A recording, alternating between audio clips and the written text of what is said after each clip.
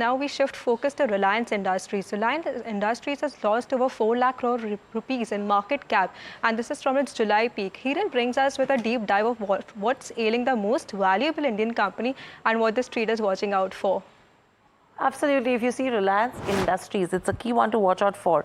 The stock has actually underperformed Nifty 50 in the last 1 month. Let's quickly look at the underperformance that we've seen so far.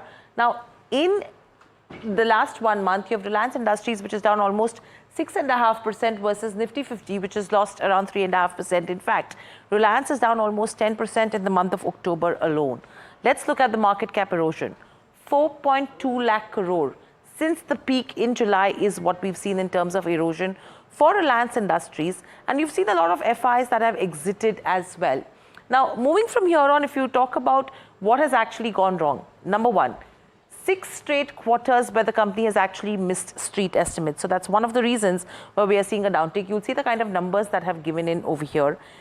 Secondly, if you see the oil to chemical business, that has witnessed a muted demand. Now, the oil to chemical business is one of the largest contributors to the cash flows of the company, and that is one of the reasons why investors are not really enthused. It has been a drag on the profit for 5 preceding quarters. Let's quickly pull up the numbers as well to see how the EBITDA has been eroded.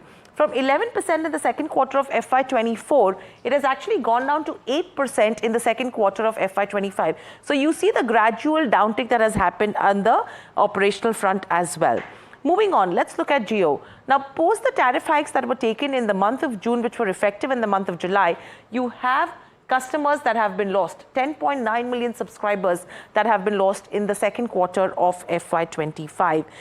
Overall, if you go to see in 2020 as well, the new energy investment, that was the segment that Reliance has been focusing on. And what they had said is that it will be one of the growth engines for the company. Have they been able to meet that? Absolutely not. The 2 gigafactories have seen a delay of almost 1 year. Apart from that, if you see, there have been no targets given for electrolyzers, fuel cell, as well as power electronics. This is what the street is actually looking at.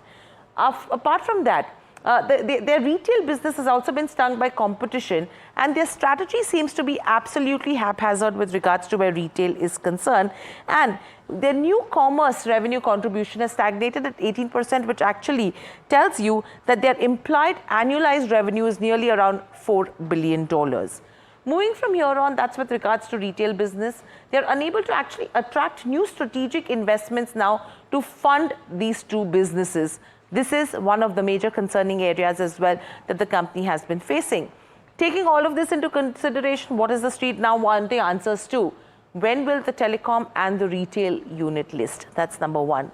Moving on, with Elon Musk's broadband ambitions in India, will Jio feel the heat? Now you have satellite network that is on the forefront.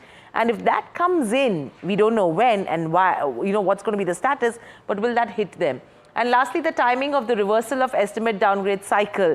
These are the key things that the street now will be watching out for and will decide the fate of whether there will be further downtick to Reliance Industries or not. Well, that was the whole breakdown on what's happening with Reliance Industries. But let us take us across our guest for today, which is Mr. G. Chokalingam, founder and MD of Economics Research. Hi, and welcome to the show, Mr. Chokalingam. First, let me take Reliance Industries to you. There was a whole list of breakdown between what is happening in the telecom business, the Jio and all. What is your outlook on Reliance Industries if you have to look at for the next 3-4 quarters as we go? Definitely, I agree with your colleague's presentation. There are certain areas of concern in the short term. But I think the stock price reflects that pain already. It's down almost 17-18% from the peak. I firmly believe that the listing of Jio could unlock some value, like Jio Financial Services made for the shareholder. And oil and gas sector and oil to chemical also could improve maybe, within 1 or 2 quarters, because it's entire pack, oil and gas chemical sector as a whole, have been going through a lot of pain for more than 3 to 5 quarters, and it's highly cyclical, and that cyclical process also gets reversed. So I hope so, and even retail should improve going forward. So considering that, I would suggest buy on the stock and hold for medium to long term.